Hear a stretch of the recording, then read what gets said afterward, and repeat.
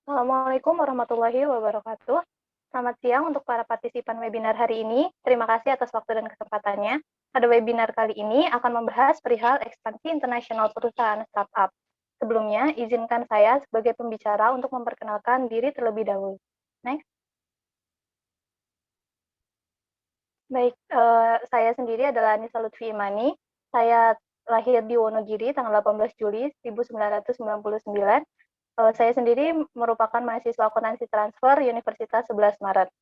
Pengalaman organisasi saya, yang pertama, saya pernah menjadi Kepala Departemen Pendidikan Yayasan Beasiswa 10.000 Regional Bogor.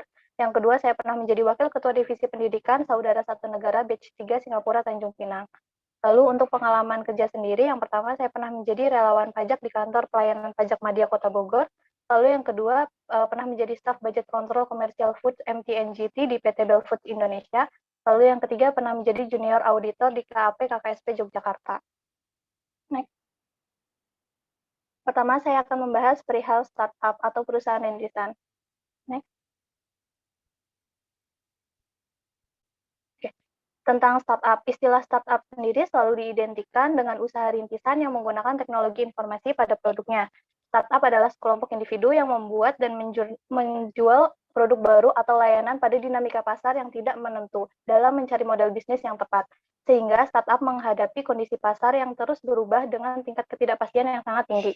Maraknya pertumbuhan startup di Indonesia diikuti oleh pertumbuhan internet dari tahun ke tahun.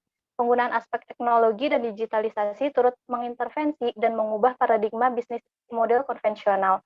Kehadiran startup yang menyandang status unicorn hingga dekakorn turut meramaikan suasana ekosistem digital di Indonesia. Menurut data yang dilansir oleh Startup Ranking pada tahun 2019, Indonesia memiliki 2.102 startup dan menduduki posisi kelima terbanyak di dunia. Angka tersebut menunjukkan lonjakan yang begitu cepat dan masih akan tetap tumbuh secara menjanjikan. Dengan memanfaatkan teknologi internet di zaman yang serba digital ini, startup dituntut untuk siap memasuki pasar bebas dalam internet yang mampu menjangkau seluruh konsumen dalam memperluas pangsa pasar dalam melakukan ekspansi secara besar-besaran.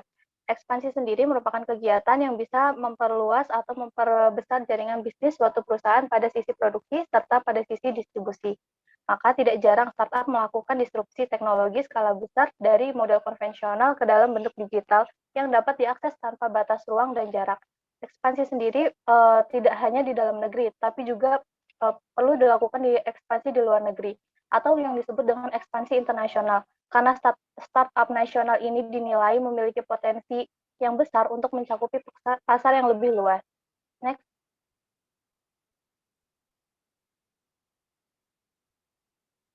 Selanjutnya ada faktor yang menentukan kesuksesan startup dari Bill Gross. Bill Gross sendiri pernah melakukan riset dengan melakukan analisis 200 startup yang sukses dan gagal dari startup yang berada di Idea Lab dan beberapa startup di luar Idea Lab seperti Uber, Airbnb, YouTube, dan lainnya.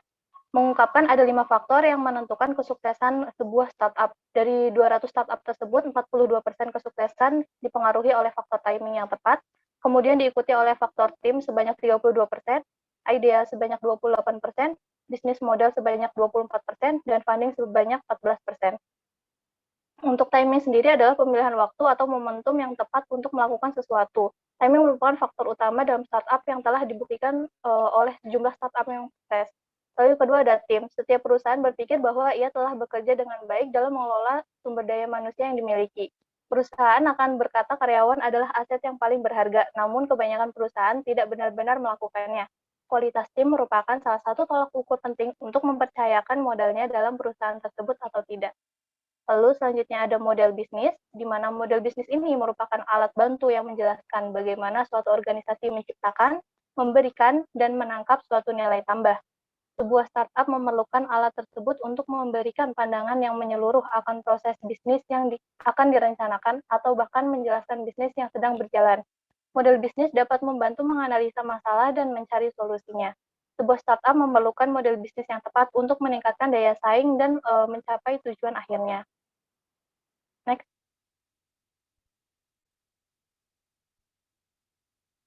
Selanjutnya membahas perihal bisnis internasional. Next. Bisnis internasional sendiri merupakan praktik bisnis yang melibatkan seluruh pertimbangan mengenai mata uang, sistem hukum, serta budaya dan ketersediaan sumber daya yang berbeda antara satu negara dengan negara lainnya. Dengan adanya bisnis internasional, perusahaan dapat lebih mengenal dan mengerti bagaimana suatu negara dapat bersaing secara internasional, dan bagaimana suatu negara melihat peluang dari suatu bisnis yang bertaraf internasional. Selain itu, perusahaan dapat mengetahui bagaimana cara memasuki pasar global dan seluk-beluk dari persaingan global tersebut, serta perkembangan-perkembangan persaingan yang ada. Dengan demikian, perusahaan dapat memasuki pasar internasional dan dapat bersaing dengan sehat. Next. Perusahaan yang akan terjun ke bisnis internasional sendiri tidak harus sebuah perusahaan multinasional, tetapi yang perlu dipahami adalah semua perusahaan dapat memasuki pasar global dengan memulai mengekspor atau mengimpor barang dan jasa yang dibutuhkan dari negara lain. Next. Selanjutnya membahas perihal ekspansi internasional atau pengembangan usaha di lingkup internasional. Next. Produk dari sebuah perusahaan yang beroperasi di suatu negara dapat dijual kepada konsumen di negara lain, atau dengan kata lain, konsumen di seluruh dunia merupakan pasar potensial bagi sebuah perusahaan. Dari sisi konsumen, kemudahan untuk memperoleh produk tidak lagi terbatas dari produsen sebuah negara, namun terdapat banyak pilihan produk dari banyak negara dengan tingkat harga yang lebih kompetitif. Berangkat dari pemikiran inilah, sebuah perusahaan harus memikirkan bagaimana strategi untuk meningkatkan pendapatan dengan cara melakukan ekspansi internasional. Dari sisi dalam negeri, intensitas persaingan pun semakin kuat seiring arah kebijakan pemerintah yang membuka sektor usaha tertentu untuk dikuasai oleh pihak asing sebesar 100%. Pertanyaan berikutnya adalah bagaimana strategi untuk memasuki pasar internasional. Walaupun banyak pihak menyatakan bahwa pilihan pasar dan strategi merupakan dua hal yang terpisah, di mana ada strategi unik untuk memasuki setiap pasar, namun pada kenyataannya selalu ada satu strategi besar yang dapat berhasil di sebagian besar pasar internasional. Yang pertama, identifikasi atas strategi ini menjadi penting karena hampir tidak mungkin sebuah perusahaan mampu membangun strategi yang unik bagi setiap pasar yang akan dimasukinya dengan alasan biaya dan efisiensi. Lalu, pemilihan atas strategi tertentu, mohon maaf, maksud saya, pemilihan atas strategi tentu menjadi penting mengingat pemilihan strategi akan memberikan implikasi terhadap pemilihan infrastruktur produksi berikut dengan nilai investasi yang diperlukannya. Next.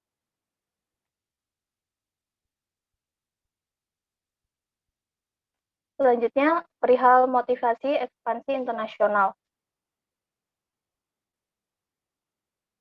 Sebelumnya, ya. Teori umum mengapa perusahaan menjadi termotivasi untuk memperluas bisnis atau ekspansi secara internasional ada 3 cara. Yang pertama, teori keunggulan komparatif, yang kedua ada teori pasar tidak sempurna, dan yang ketiga ada teori siklus produk. Untuk teori keunggulan komparatif sendiri, dalam bisnis multinasional umumnya meningkat dari waktu ke waktu. Sebagian dari pertumbuhan ini disebabkan oleh kesadaran yang meningkat bahwa spesialisasi oleh negara-negara yang meningkatkan efisiensi produksi. Beberapa negara seperti Jepang dan Amerika Serikat memiliki keunggulan teknologi, sementara negara lain seperti Jamaika, Meksiko, dan Korea Selatan memiliki keunggulan dalam biaya tenaga kerja dasar. Karena keunggulan-unggulan ini tidak dapat mudah diangkut, negara-negara cenderung menggunakan keunggulan mereka untuk berspesialisasi dalam produksi barang-barang yang dapat diproduksi dengan efisiensi relatif. Hal tersebut menjelaskan mengapa negara-negara seperti Jepang dan Amerika Serikat adalah produsen besar komponen komputer, sementara negara-negara seperti Jamaika dan Meksiko adalah produsen besar barang-barang pertanian dan buatan tangan.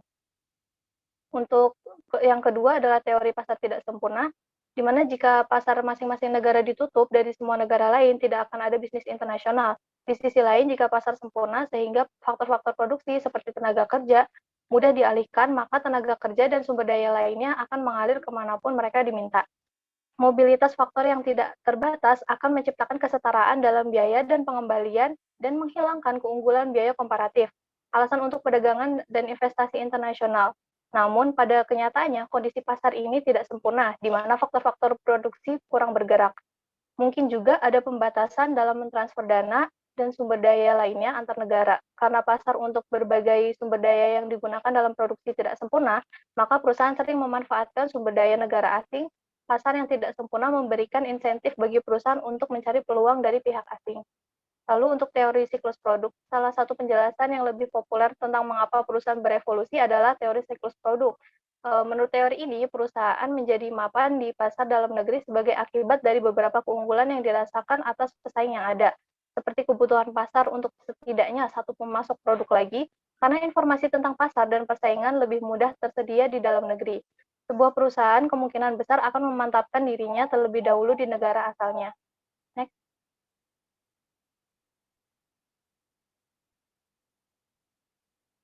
Selanjutnya, perihal metode atau cara melakukan ekspansi internasional.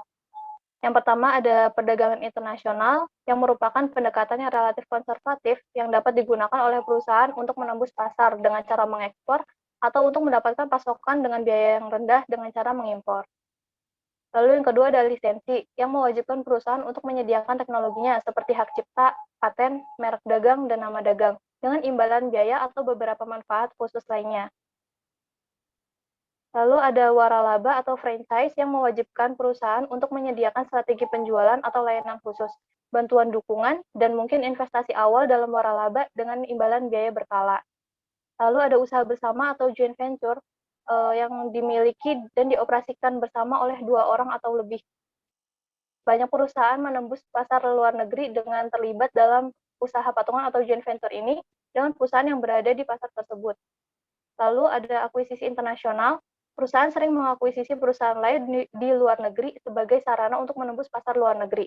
Akuisisi memungkinkan perusahaan untuk memiliki kendali penuh atas bisnis asing mereka dan dengan cara memperoleh sebagian besar pangsa pasar asing. Lalu yang terakhir ada mendirikan anak perusahaan asing baru. Perusahaan juga dapat menembus pasar luar negeri dengan mendirikan operasi baru di luar negeri untuk memproduksi dan menjual produk mereka. Next. Selanjutnya ada perusahaan multinasional atau multinational corporation. Next. Nah, hasil dari ekspansi internasional yang sudah dijelaskan tadi, yang berhasil secara berkesinambungan adalah sebuah perusahaan yang dengan label perusahaan multinasional. Perusahaan multinasional ini secara definisi adalah perusahaan yang beroperasi di banyak negara. Perusahaan multinasional memiliki usaha dengan skala dengan didukung oleh jaringan produksi dan distribusi terstruktur yang dapat menjangkau seluruh konsumennya, khususnya di negara-negara yang merupakan target pasarnya. Perusahaan multinasional biasa memiliki kantor pusat di negara tempat awal beroperasi dan memiliki kantor cabang dan perwakilan di negara-negara lainnya dengan skema kerjasama masing-masing yang mampu mendatangkan keuntungan optimal bagi perusahaan induk. Next. Terdapat 3 strategi perusahaan multinasional. Yang pertama ada efisiensi global, yang kedua ada fleksibilitas multinasional, yang ketiga ada kemampuan sumber daya manusia. Nah, yang pertama, faktor efisiensi global ini pada prinsipnya dapat meningkatkan efisiensi perusahaan baik melalui keberadaan skala ekonomis maupun lingkup ekonomis. Implementasi strategi ini pada umumnya adalah mencari lokasi produksi yang memiliki biaya produksi dan distribusi yang rendah atau kualitas produk dan jasa yang paling tinggi. Lalu ada fleksibilitas multinasional yang terkait dengan skala dan jangkauan dari operasional perusahaan yang meliputi banyak negara. Lalu ada kemampuan SDM atau sumber daya manusia dalam beradaptasi dengan lingkungan global yang merupakan kemampuan adaptasi sumber daya manusia terutama bagi personil yang berhadapan langsung dengan konsumen lokal. Next. Selanjutnya perihal startup yang berekspansi internasional. Next. Asosiasi Modal Ventura seluruh Indonesia atau AMVENSINDO melihat penurunan nilai investasi memberikan peluang bagi perusahaan rintisan atau startup di tanah air untuk memperluas segmen pasar dalam memenuhi kebutuhannya secara global. Bendahara Asosiasi Modal Ventura seluruh Indonesia ini, yaitu Edward Ismawan Camdani, mengatakan bahwa startup dalam negeri memiliki banyak ranah yang mampu digali untuk mendobrak pasar global, seperti startup edutech, agritech, pengembang game, commerce, dan health tech. Terjunnya perusahaan ke dalam pasar global selain terlatih memenuhi pasar dalam negeri yang sudah besar, juga dapat menumbuhkan inovasi dan menyasar kebutuhan di luar negeri. Sektor yang berpeluang untuk hadir ke pasar tersebut seperti Gojek untuk berekspansi. Next. Nah, di sini sebagai contohnya adalah Gojek, di mana Gojek ini merupakan salah satu bisnis yang menawarkan inovasi dalam dunia digital. Melalui aplikasinya, Gojek dapat mempertemukan pengemudi dengan para pelanggan dalam suatu transaksi perjalanan. Gojek muncul karena permasalahan yang terdapat di dalam masyarakat Indonesia. Masalah pertamanya adalah pengemudi ojek yang kerap memberikan harga yang tidak sesuai dengan harapan pelanggan, terlebih untuk para pendatang yang baru saja mengenal suatu daerah. Yang kedua, terjadinya inefisiensi pasar di mana permintaan akan jasa ojek terkadang tidak terpenuhi karena tidak adanya pengemudi ojek saat itu, dan sebaliknya. Dengan berbagai permasalahan yang muncul, Nadiem Makarim sebagai pendiri Gojek ini mulai melakukan inovasi dan menghadirkan Gojek di Indonesia. Transformasi Gojek di tahun 2015 berhasil mengundang minat investor untuk mengundang Gojek. Rata-rata investasi yang masuk berasal dari pengusaha asing. Salah satunya adalah Google yang turut menjadi investor besar yang bermain dalam perkembangan Gojek hingga mengantarkan perusahaan startup ini menyandang status dekakorn pertama di Indonesia. Besarnya nilai investasi terus melancarkan ekspansi yang dilakukan oleh Gojek. Pada September tahun 2018, Nadiem Makarim sebagai pendiri Gojek meresmikan ekspansi usahanya ke negara tetangga Indonesia, yaitu Vietnam. Ekspansi ini sekaligus menandakan Gojek telah menjadi sebuah perusahaan multinasional atau juga dikenal sebagai istilah MNC. Upaya perluasan usaha Gojek ke negara tetangga bertujuan untuk mengetahui jika model jasa berbasis online yang sama seperti Gojek akan dapat diterapkan di negara yang berbeda. Gojek tidak menggunakan nama yang sama dengan nama yang di Indonesia. Mereka berusaha melakukan pendekatan dengan menggunakan nama perusahaan yang lebih akrab dengan masyarakat lokal Vietnam, yaitu GoViet, yang ditujukan kepada nama Gojek di Vietnam. Next. Baik, terima kasih atas kesempatannya. Sekian presentasi dari saya. Apakah ada yang ingin ditanyakan?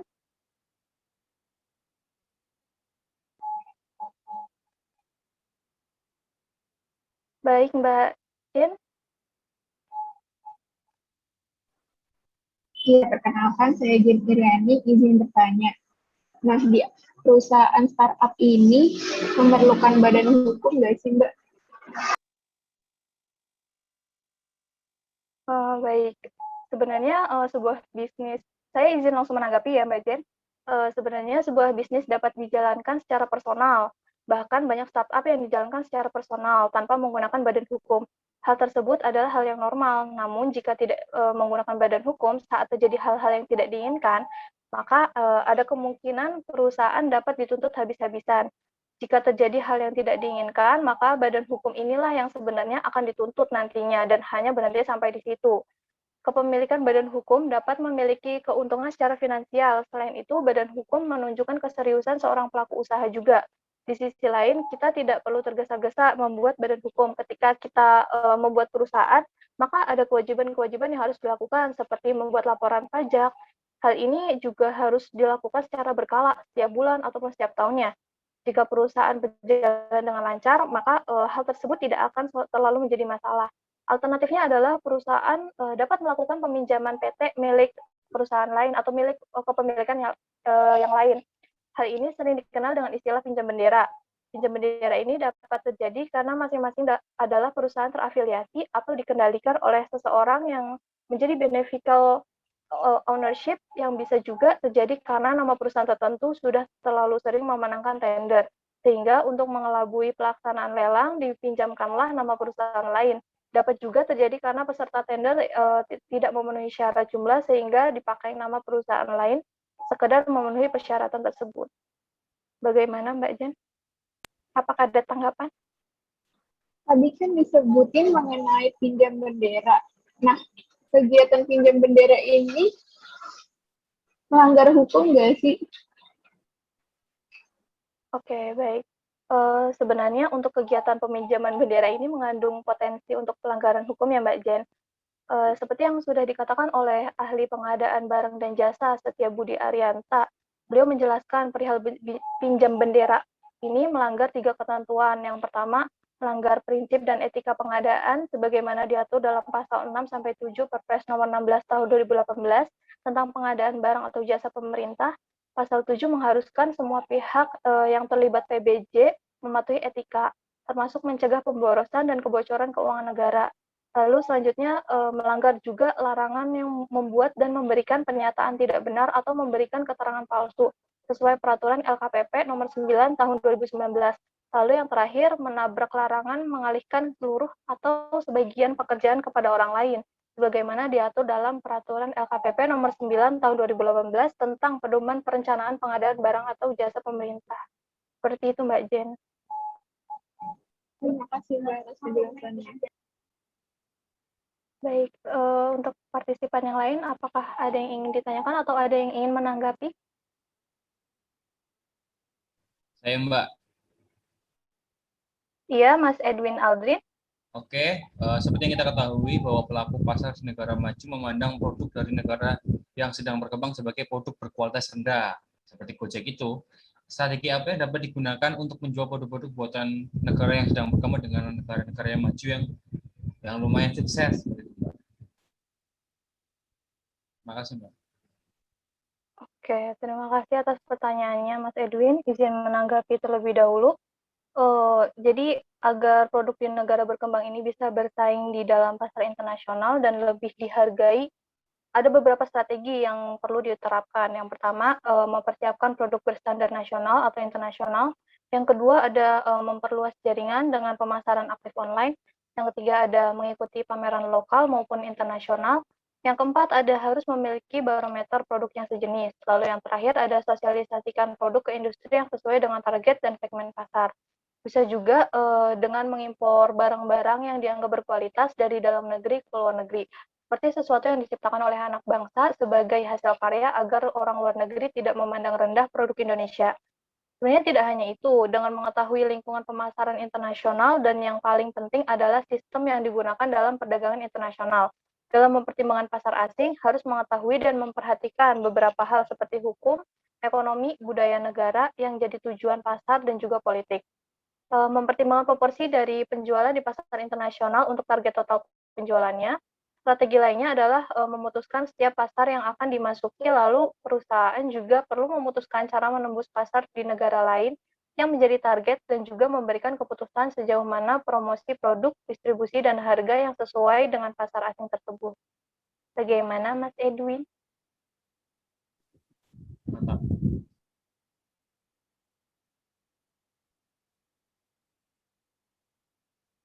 Di kolom chat ada pertanyaan dari Mbak Tiara Kirana. Izin bertanya Mbak Anissa, perkenalkan saya Tiara Kirana, mohon maaf tidak bisa bertanya secara langsung karena kendala audio. Izin bertanya bagaimana strategi startup untuk mendapatkan investor yang besar. Terima kasih. Baik, untuk mendapatkan investor yang besar, startup perlu menggunakan beberapa cara. Yang pertama mungkin dapat menggunakan platform penggalangan dana online. Beberapa tahun terakhir, banyak platform yang penggalangan dana online yang lahir dan menjadi sangat populer dengan investor individu yang menambah online dan terpercaya. Bahkan bank dan investor korporasi mencari cara-cara baru untuk mengucurkan modal mereka. Hal ini biasanya investor jalankan dari situs peer-to-peer. Dari situs peer-to-peer lending yang menawarkan pinjaman bisnis kepada portal crowdfunding yang berbasis donasi, pinjaman, dan ekuitas. Lalu bisa dengan menghadiri berbagai acara. Sukses dalam bisnis sendiri hanya sebagai visibilitas, mendapatkan perhatian oleh investor yang tepat tentang siapa yang perusahaan kenali dan siapa yang mengenal perusahaan startup tersebut. Menghadiri acara adalah cara yang baik untuk sampai pada titik pencarian dana. Hal ini bisa jadi kesempatan emas untuk menghadirkan peluang perusahaan dan bertemu investor aktif, terlibat dalam maraton pencarian dana, atau hanya bergabung sekadar untuk menambah jaringan profesional. Lalu yang ketiga, perihal media sosial, bisa menggunakan dengan media sosial. Sebagai startup atau pengusaha individu yang ingin menguji pasar, mendapatkan traksi hingga menarik investor, media sosial dapat menjadi tempat yang bisa membuat apapun mudah ditemukan dan masih merupakan salah satu metode yang paling efektif dalam menjangkau berbagai kalangan. Perusahaan startup bisa mencoba dengan memposting secara berkala dengan pembaharuan perusahaan yang telah diatur sendiri, atau mengambil cara yang lebih aktif dengan berkolaborasi atau influencer untuk jadi sponsor. Lalu bisa juga dengan mencoba peruntungan ke kompetisi startup.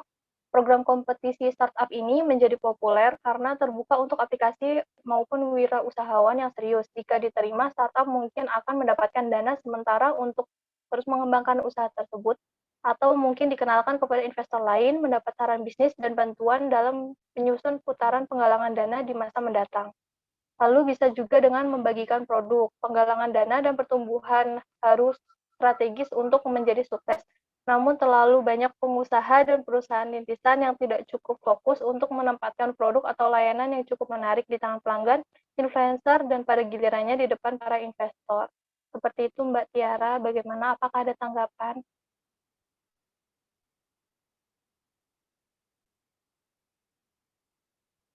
Baik, sepertinya sudah cukup, maka webinar hari ini saya akhiri. Terima kasih atas kesempatan dan waktunya. Mohon maaf apabila ada kekurangan. Wassalamualaikum warahmatullahi wabarakatuh.